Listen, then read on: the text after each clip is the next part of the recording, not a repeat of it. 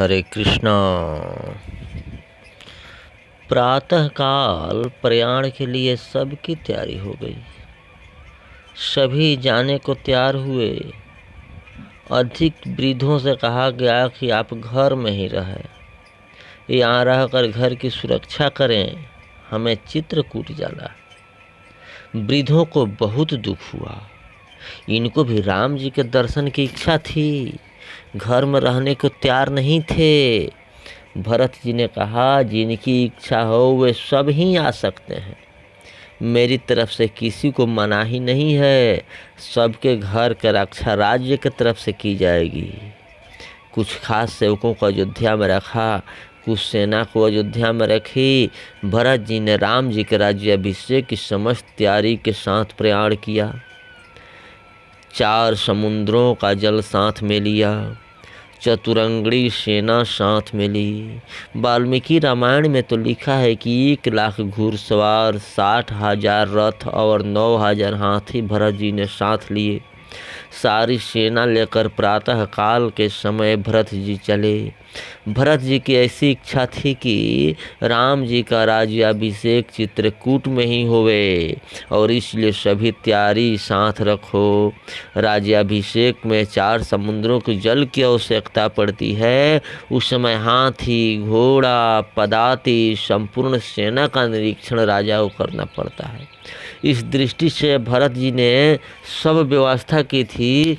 कितने रथों में थे, कितने घोड़ों पर बैठे, कितने ही हाथियों पर बैठे। सब माताएं भी तैयार होकर पालकियों में बैठ गई। आज कैकई का कली उतर गया था। वह श्री राम के दर्शन करने के लिए तैयार हो गई थी, व्याकुल थी, बेचैन थी। भरत जी के लिए सुंदर स्वर्ण रथ तैयार किया गया था, परंतु भरत जी ने रथ को बंधन करके कहा, मुझे रथ में नहीं बैठना है, मैं तो वक्कल वस्त्र धारण करूंगा। मेरे भैया श्री राम जिस वेश में बन गए हैं उसी प्रकार मैं भी बन में जाऊंगा।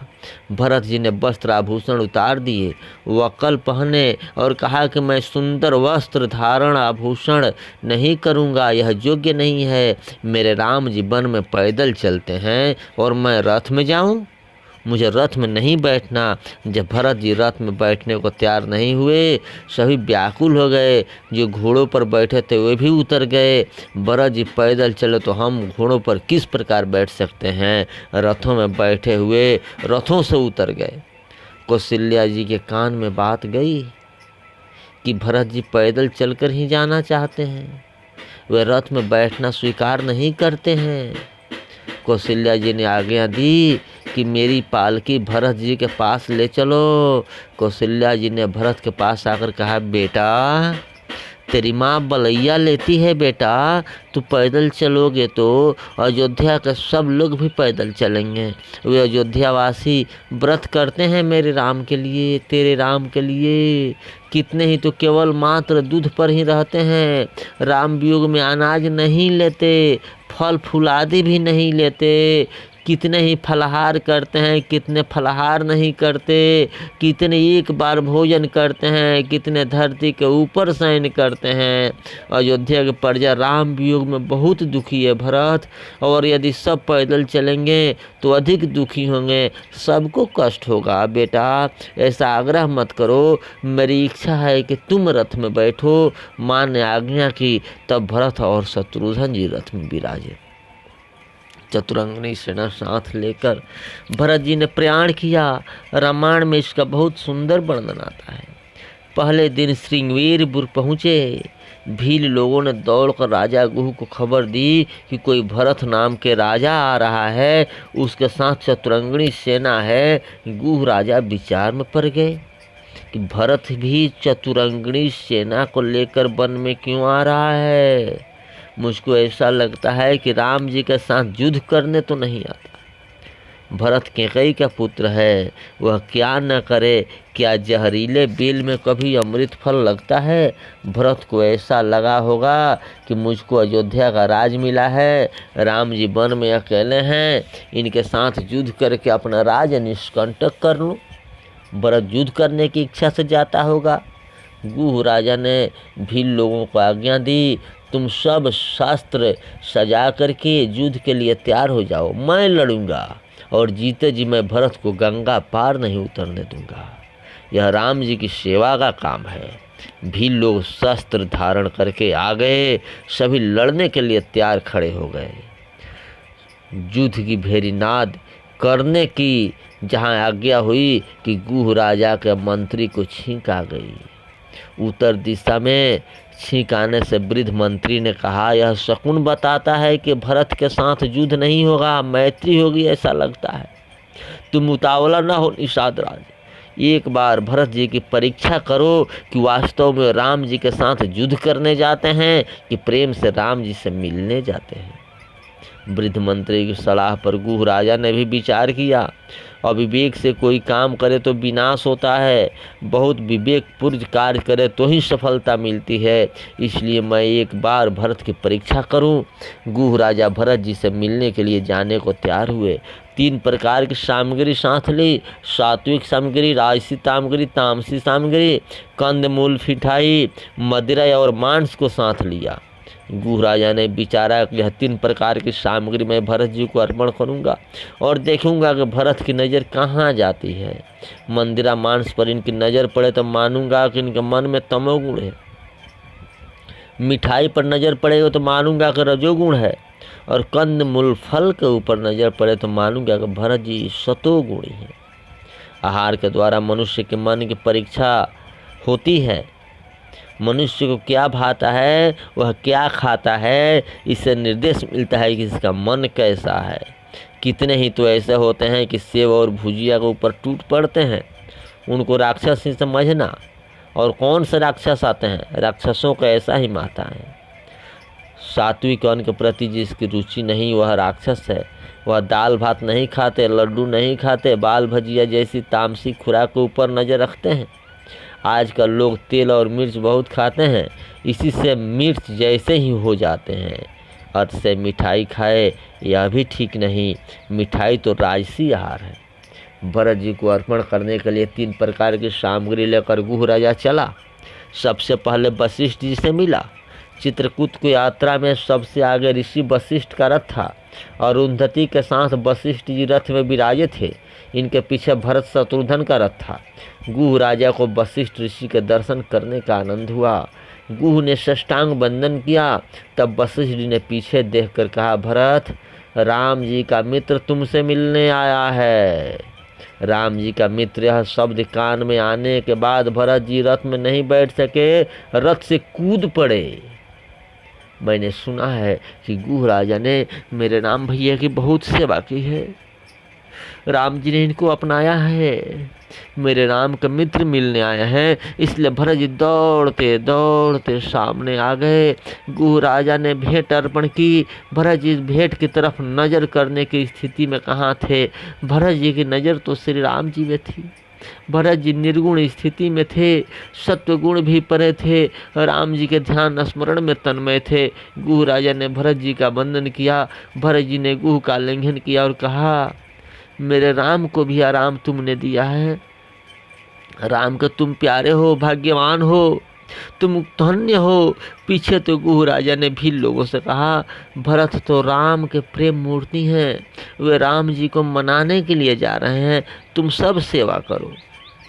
भरत जी ने गुह राजा से कहा, राम जी ने जिस वृक्ष के नीचे विश्राम किया था उस वृक्ष के दर्शन मुझे करा दो। गुह राजा भरत जी को गंगा के किनारे ले गया। एक शीशम का वृक्ष दिखाते हुए कहा, सीता राम जी एवं लक्ष्मण जी इसी वृक्ष के नीचे एक रात्रि विराजे थे। भरत जी वृक्ष से लिपट गए, प्रेम में पागल हो गए। मेरे राम इस वृक्ष की छाया में विराजे थे। राम राजा को यह देखकर आश्चर्य हुआ कि यहाँ कैकई और कहाँ भरत। गुह ने कहा, भरत जी, इस घाट पर श्री रघुनाथ जी ने स्नान किया था। हमने इस घाट का नाम रखा है राम घाट। रोज हमें सीता राम जी के दर्शन यही होते थे। हम नित्य स्मरण करते रहते हैं कि राम जी ने इस घाट पर स्नान किया है।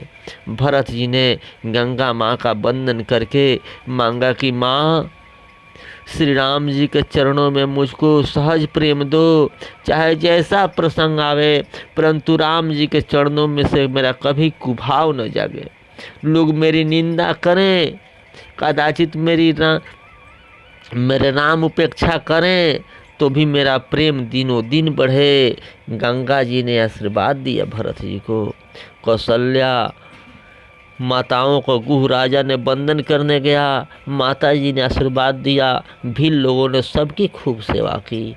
भरत जी ने एक दिन वहाँ मुकाम किया। दूसरे दिन गुह राजा ने अनेक नावें मंगवाई और सबको गंगा पार उतारा।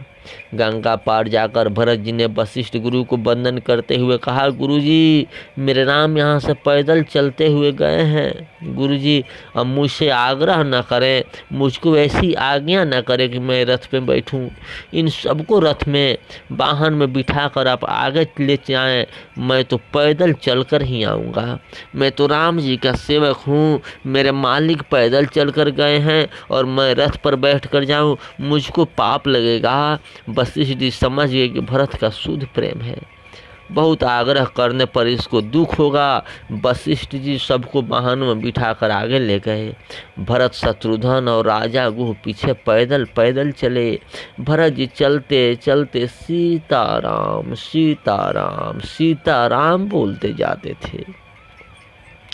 राम में मानु सोचंतम राम रामेति बादिनम।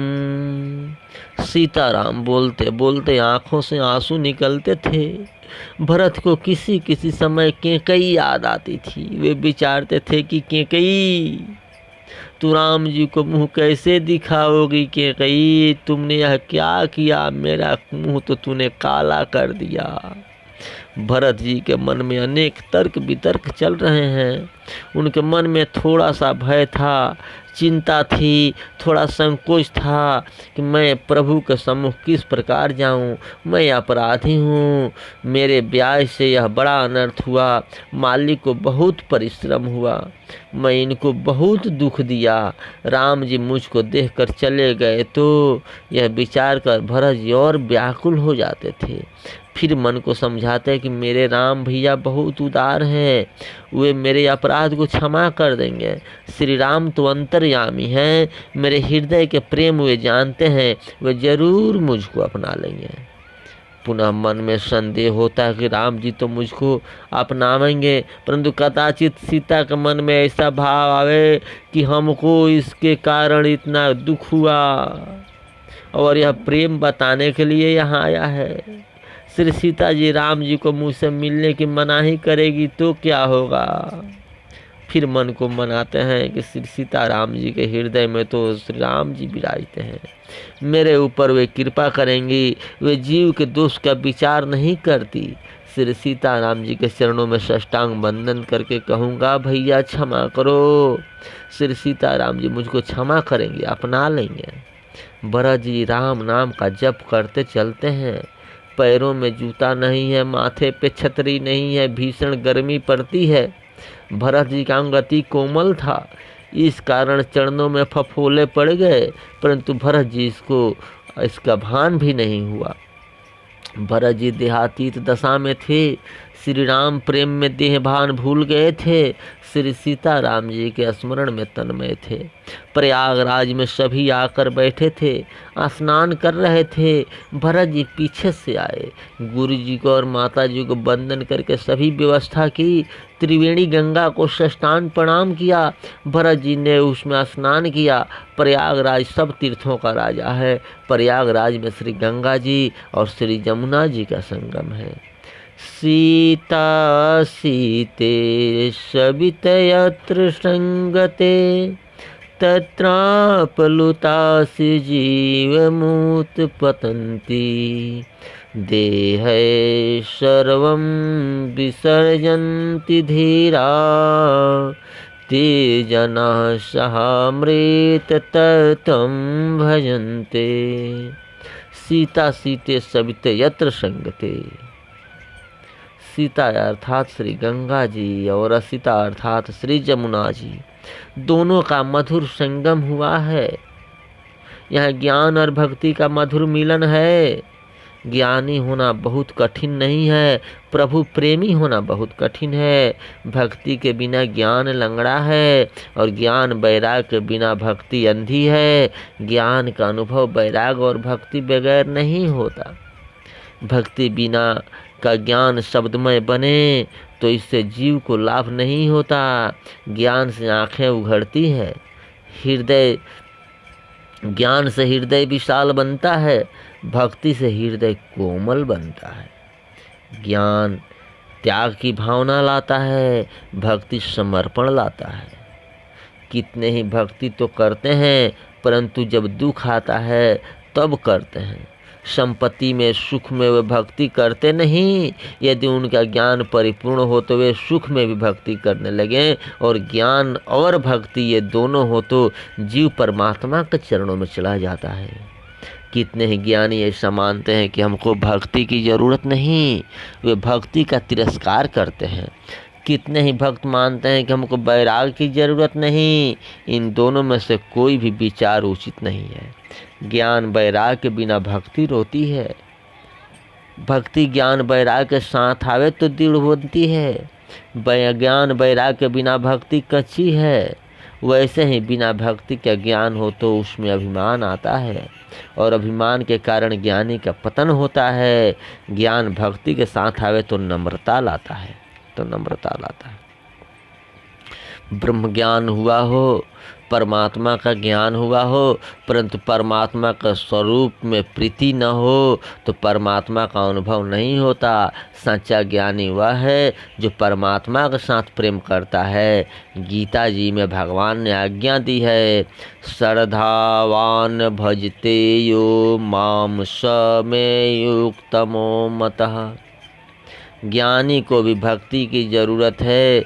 ज्ञान भक्ति से ही परिपूर्ण होता है। ज्ञानी प्रभु प्रेमी होना चाहिए।